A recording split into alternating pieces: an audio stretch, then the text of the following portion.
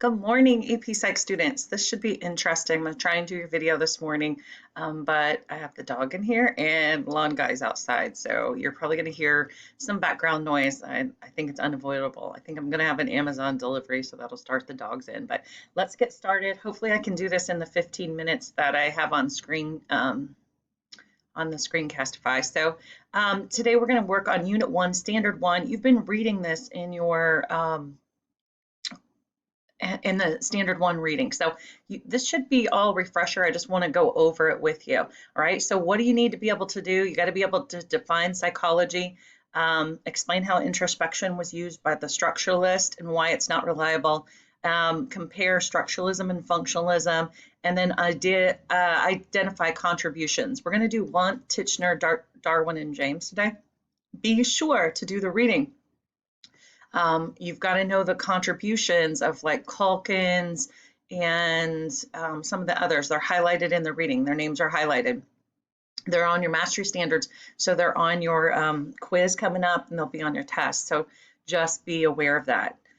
All right, so how did psychology begin? People have always been interested in the study of the mind, from all times. The word psychology comes from the Greek.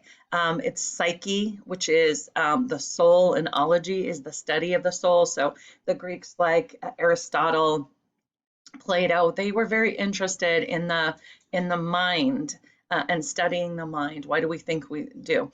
Mental illness has also always been around, and so we can see evidence and historical records of trying to treat mental illness. They looked at it as evil spirits inhabiting the body, and so if you look at that, trephining was used. They would cut holes into people's skull. They drill a hole, and they would try and let the evil spirits out. Of course, because they didn't have antibiotics and, anything like that. And these are horrible pictures, right? That, usually the hole itself would kill the person. So I'm going to pause. Hold on. Let me get rid of the. Okay, so those are some of the, early work in psychology. Not pleasant, right? So we need to know, what is psychology. This definition is important. You'll see it on your test. You'll see it on the AP exam. And people miss it. And I'm like, what do you mean? This is what we're studying. It always shocks me when they miss that question. It's the scientific study of behavior and mental processes. All right. And so it's a science. And some people will say, oh, it's not a science. But it is a science. And we're trying to make verifiable, objective predictions related to behavior. Behavior is your observable acts, the things we can see. Mental processes are all the things going on in your head, storing of information, recalling of information, your feelings, and how you use the information that's in your brain. So really, we're studying how we act, how we think, and how we feel. All right, act is always behavior. So remember that behavior and mental processes are part of it, and then it's a science. How is it different from other social sciences? When we look at history, we're looking at groups of people and group behaviors. Psychology is focused on individual behavior. We're looking at the individual. And so it's a combination. Where did it come from? Philosophy, studying knowledge. That's how we process information. That's a cognitive skill. And then physiology, the biological functions. Psychology starts around 1879. Now, you don't have to know that date. You don't have to know any dates for me, trust me. I'll tell you what you need to know on the test. Okay, here's the first guy you need to know. Wilhelm Wundt. It's a German. It doesn't matter how you pronounce it, as long as you can recognize it. You're not going to have to pronounce anything for the exam. He is considered to be the father of psychology because he creates the first lab. This is the first effort to create psychology as a science. In 1879, in Leipzig, Germany, he starts a lab, and he wants to make the study of psychology scientific instead of philosophical. He wants to make it be a science. And so how do you figure out what's going on in someone's brain? That's the key with psychology. And so he started using a technique called introspection. And that is where he trained participants in his lab to analyze their own thoughts. Okay, so you think about things when you're thinking. And so he would see how, like, their reaction times to something. So he would measure the time it took for somebody to hear a sound maybe a ball bouncing against the wall. And then how long would it take for them to hit a button? So you process the sound and then you hit the button. And so this is the beginning of kind of trying to isolate sensation and perception, which we will do a whole unit on sensation and perception, how we see, how we hear, how we perceive the information, how we can utilize it. So this all starts here with Wilhelm Wundt. He's trying to create studies and use science in a way that he can measure these things. So introspection, that technique, he had you think about what you were hearing, what you were experiencing. So he had trained his the people in his lab to focus on that, and then they could report. Now, what do you think the problem is with introspection? Well, you just report what you think they want to hear, and so it really kind of fails as a technique. All right, so let's take a little more look at it. He was really interested in consciousness. What is our consciousness? Our awareness, how we think about things, how we process it. And he wanted to break down consciousness into its individual parts. At the time, in other sciences like chemistry, they're breaking down the elements, in nature and creating a chart, right? You've got a chart of elements. And so he is trying to do that with consciousness. He wants to break down the pieces of your thinking and be able to make a nice little chart as a result of it. So we're breaking down the pieces of consciousness into parts and trying to identify them like elements and in chemistry. This is called structuralism, okay? He's breaking down and trying to study your consciousness into its individual structures, into those component pieces that makes our overall consciousness. He had a lot of students that would go on to become very famous, and they would go open their own labs, all right? Keep that in mind, okay, in your reading. All right, so structuralism, one of his main students is a guy named Edward Titchener, and he creates the name. He takes on Wundt's work and he creates the name structuralism, all right? And so again, he's doing the same work as Wundt. He is trying to break down consciousness into its little pieces, into its elements of its structures. And he, again, used the process of introspection, just like his mentor, his teacher, Wundt had. And so the example here is when you smell a rose, okay, what are you doing? What's going on in your head?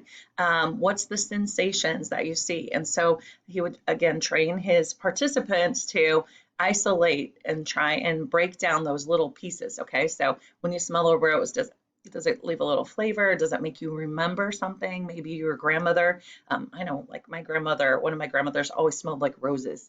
She always used a hand lotion or something that was a rose scent. So if I smelled a rose, would I think of my grandmother? So he's trying to get to those things, and that's introspection. But the problem with introspection is you have to rely on your participants being honest, okay? It's too subjective, all right? I'm going to tell you what I want you to see, what I want you to hear. If a rose brings up some memory for me that's embarrassing, okay? Not my grandma, it's something embarrassing. I probably am not going to tell you that. I'm going to filter it, all right? And so that makes it subjective. So introspection, when you're trying to make psychology a science, introspection really doesn't work for that because it's too reliant on the participants kind of filtering the information. That's subjectivity, okay? So structuralism, it doesn't really work.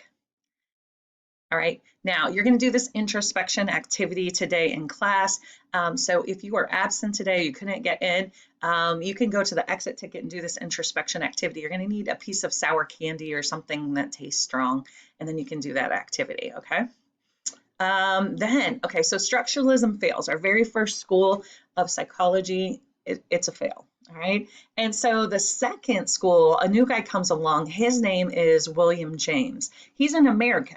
All right, so we get into the Americans. Now, he introduces a concept called functionalism. He's considered to be the father of American psychology. So you want to keep those straight. The father of psychology is Wundt. He starts that first lab.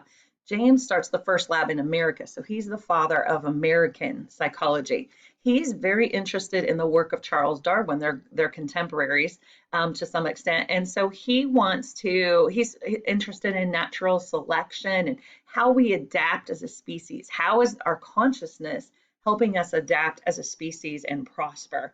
And so he was anti-structuralism. He said that, breaking down our consciousness into little pieces doesn't tell us anything. How does our consciousness function to help us adapt and thrive?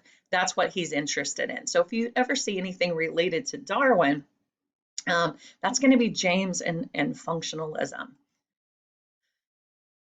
Okay, there's a video. I'm gonna. This was in your some more, so we don't have to play videos. Plus, you can't hear it. All right. So a little bit more about James. He is. Again, he's the father of American psychology, and he is that father of functionalism. He actually comes up with a concept of stream of consciousness that you may have heard in English. Okay, that's where you just talk without filtering it and punctuation, things like that. All right, SALT metaphor. All right, when you compare structuralism and functionalism, it says structuralism, it's Titchener. Always think of it as Wundt and Titchener. If you're looking at salt, all right, a structuralist is going to look at salt. What are the components of salt? What are the structures? It's made up of sodium, it's made up of chlorine, all right, and so they're going to look at that. James, on the other hand, is when you look at salt, he doesn't care what it's made up of. It's what do you use salt for? What are the purposes of salt? All right, what's the function of salt? All right, well, we use salt, we can preserve food with it, and we can make food taste better, okay, and that's going to help us survive and thrive and adapt, right? That's the Darwinian part of it. So, our consciousness, we're using salt to figure those things out, all right? So that's the real difference. Again, another video. These are all present in your, oops, skipped a slide, maybe. The videos are all present. Why can't I get to that slide? Okay, we're gonna pause for a second. These videos are all present in your s'more, so you can just do it there. It is not gonna let me do that slide. Wonder what the deal is with that. All right. All right, it may be a reading. We're just gonna skip on. Okay. Yeah. So the Nearpod's not really functioning. All right, so I don't know. And that really, in a nutshell, is it. So be sure and watch the videos on introspection and functionalism. These are two early schools of thought, and with both schools of thought, we don't use them anymore, okay? In psychology, you don't use structuralism or functionalism. It really is a foundation to try and get psychology started, all right? The next big person is going to be Freud, and so he's really going to make psychology what it is today. We don't use him anymore either, by the way, his kind of beliefs, but they're working on creating this scientific approach, all right? And so that's what we take it to a lab with Wundt and with James. So one of the similarities between structuralism and functionalism is they're both trying to create a science of psychology, and they're both using labs. And so in essence, that is, a similarity between the two. They're both early schools of psychology, and they are not used anymore, okay? You are not going to see structuralism and functionalism again until we get to the exam. So you want to understand structuralism, breaking consciousness down into its independent parts, okay, to its structures. Functionalism, we don't care about the parts, we want to know how it functions. So if you looked at a train, okay, the train, structuralists would want to break down the locomotive into its pieces, all right, how do they fit together to make the train move?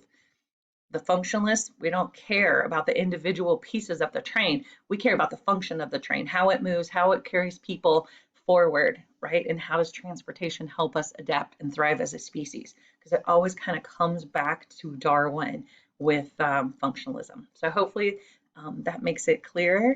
And that's it for today. Do go ahead and do the things on your agenda, and you should be set with structuralism and functionalism.